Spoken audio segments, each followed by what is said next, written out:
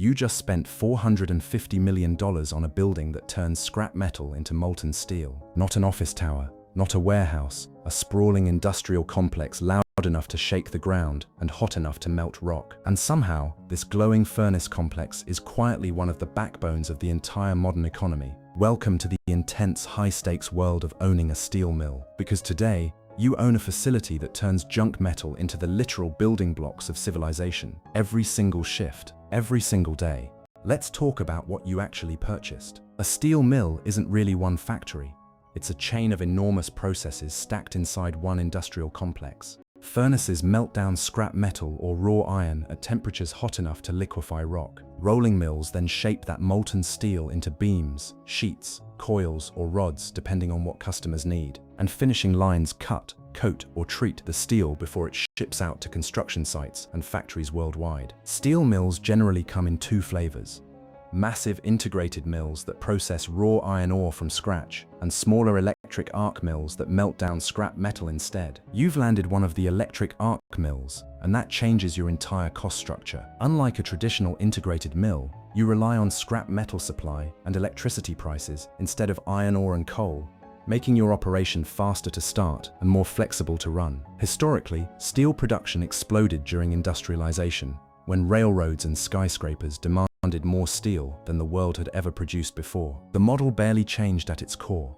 melt metal, shape metal, sell metal. So how does buying a steel mill actually work? You don't browse a business listing site for industrial furnaces. These deals happen through industrial brokers, private equity firms specializing in manufacturing, or direct acquisitions of mills going through restructuring or bankruptcy. Your $450 million price tag is based heavily on production capacity, measured in tons of steel the mill can produce every year. If your mill can produce 2 million tons annually instead of 1 million, that capacity difference alone can double your revenue potential overnight. Before you sign anything, you had to survive months of technical and financial due diligence. Engineers inspected every furnace, every rolling mill, and every piece of aging equipment for efficiency and remaining lifespan. Market analysts studied global steel demand and pricing trends to predict whether your production would stay profitable. Lawyers checked whether your existing labor contracts, supplier agreements, and customer contracts would transfer smoothly to new ownership, and regulators had to approve the transfer,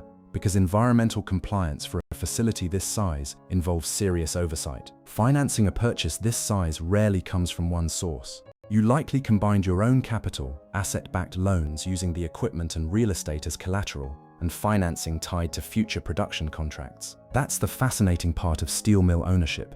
Your success depends entirely on the price of scrap metal and the price of finished steel moving in your favor. Your first morning as the owner starts inside a wall of heat and noise. Furnace operators are already melting the day's first batch of scrap metal into glowing liquid steel. You walk the length of the mill, feeling the heat radiating off molten metal pouring into massive molds. Every ton of steel you produce gets sold at a price that shifts daily based on global commodity markets. Every ton of scrap metal you buy also costs a price that shifts daily, squeezing or expanding your margin in real time. Multiply that by thousands of tons produced every single day, and the financial stakes become obvious very quickly. You check the control room, where sensors track furnace temperature, production output, and energy usage in real time. This isn't just manufacturing, it's a data operation, tracking every ton, every degree, every dollar around the clock. Now let's follow the money, because this is where steel mill economics get genuinely fascinating. Your revenue comes almost entirely from selling finished steel, but the pricing is brutally sensitive to global supply and demand. Steel prices swing significantly based on construction activity, infrastructure spending, and global trade policy. Your input costs, mainly scrap metal and electricity, also swing independently of your selling price. Some mills hedge this risk with long-term supply contracts, locking in predictable pricing on both ends. Others operate purely on the spot market, betting that price swings will work in their favor more often than not. On a well-run mill, daily revenue can range from $1 million to well over $10 million, depending on production volume and steel prices. Annualized, that's billions of dollars flowing through a facility that, once running, operates nearly continuously around the clock. Your expenses are dominated by a few enormous cost categories. Scrap metal or raw materials typically account for the largest single share of your total operating costs. Electricity costs are massive, since melting metal at industrial scale consumes staggering amounts of power. Labor costs cover skilled operators, engineers, and maintenance crews working around the clock in shifts. Equipment maintenance is constant and expensive because furnaces and rolling mills endure extreme wear under relentless heat and pressure. Many well-run steel mills operate with profit margins between 5 and 15%, respectable numbers for an industry this capital-intensive. Of course, nothing this essential comes without serious headaches. Problem number 1. Commodity price swings. A sudden drop in steel prices can compress your margins to almost nothing within a matter of weeks. Problem number 2. Energy costs. Since melting metal requires enormous electricity, any spike in energy prices directly threatens your profitability. Problem number 3. Global competition. Cheaper imported steel from overseas producers can undercut your prices and steal market share instantly. Problem number 4. Environmental regulation. Steel production generates significant emissions, and tightening environmental rules can force expensive upgrades or operational limits. Problem number 5. Labor relations. Steel mills are often heavily unionized, and labor disputes can halt production and cost you enormous daily revenue. And problem number 6, maybe the scariest one.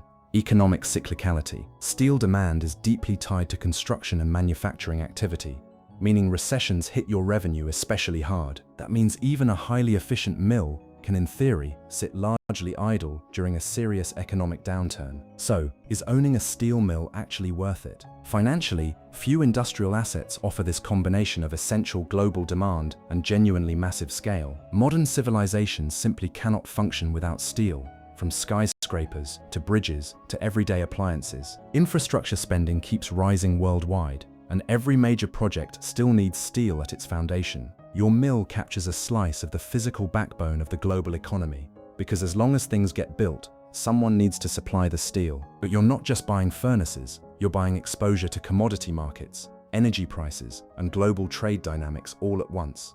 The smartest owners treat their mill less like a guaranteed cash machine and more like a carefully managed industrial operation requiring constant attention. Keep your supply contracts flexible, keep your equipment well maintained, and keep enough cash reserves to survive the inevitable price downturns. Do that, and your $450 million mill could generate strong, essential returns for decades, quietly powering the built world the entire time. So congratulations, you didn't just buy a steel mill. You bought a piece of the foundation the modern world is quite literally built on, 1 ton, 1 beam, and 1 shipment at a time.